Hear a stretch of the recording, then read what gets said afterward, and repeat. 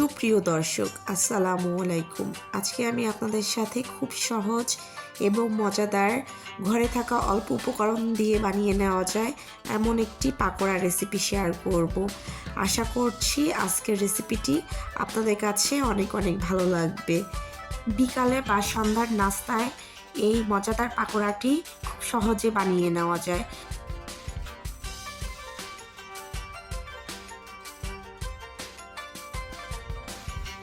একটা পাত্রে নিয়ে নিচ্ছি 1 কাপ ময়দা। এখানে ময়দার পরিবর্তে আটা দিয়েও এটা তৈরি করে নেওয়া যায়। এর মধ্যে দিয়ে দিব হাফ চা চামচ ভেজে রাখা জিরার গুঁড়া, দিয়ে নিচ্ছি হাফ চা চামচ হলুদের গুঁড়া। এখানে হলুদের গুঁড়াটা আমি কালারের জন্য ব্যবহার করছি। দিয়ে দিচ্ছি হাফ চা চামচের থেকেও কম মরিচের গুঁড়া, ঝালটা আপনারা আপনাদের প্রয়োজন মতন দিয়ে নেবেন। দিয়ে দিচ্ছি 2টা কাঁচামরিচ কুচি। এখানে আপনারা কাঁচামরিচ কুচিটা বাড়িয়ে বা কমিয়েও দিতে পারেন। দিয়ে দিচ্ছি স্বাদ অনুযায়ী লবণ, হাফ চা চামচ মৌরি। এখানে মৌরির পরিবর্তে কালো জিরাও ব্যবহার করতে পারেন। দিয়ে নিচ্ছি পেঁয়াজ কুচি। এখানে বড় সাইজের একটা পেঁয়াজ কুচি করে নিয়েছি।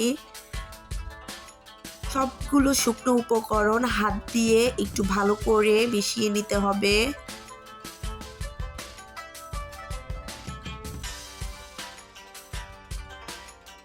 অল্প অল্প করে পানি দিয়ে একটা ডো তৈরি করে নিতে হবে। একসাথে বেশি করে পানি দেওয়া যাবে না, অল্প অল্প করে পানি দিতে হবে এবং হাত দিয়ে মেখে নিতে হবে।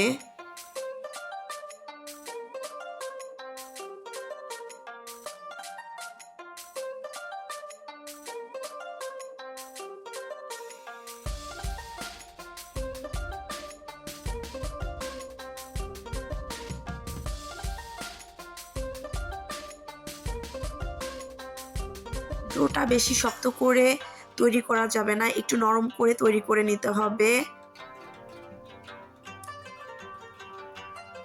এখন এটাকে আমি ঢেকে 10 মিনিটের মতন অপেক্ষা করব। ফিরে এলাম 10 মিনিট পর। 10 মিনিট পর ঢাকনা তুলে এটাকে হাত দিয়ে আরেকটু মেখে নিব। খুব সুন্দর একটা ডো তৈরি হয়ে গিয়েছে।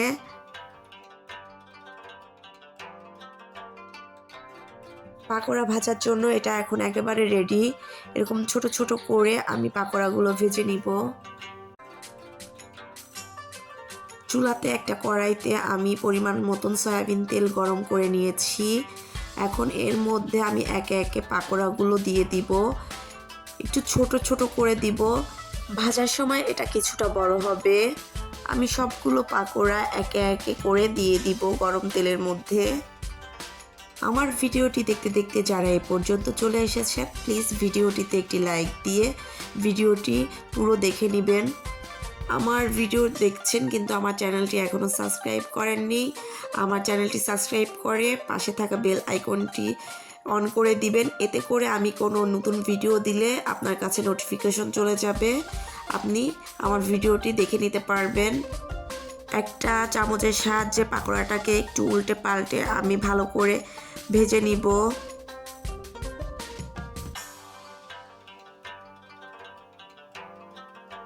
আর এই পুরো পাকোড়াটি ভাজার সময় চুলার আঁচ মাঝারিতে রেখে পাকোড়াটি ভেজে নিতে হবে।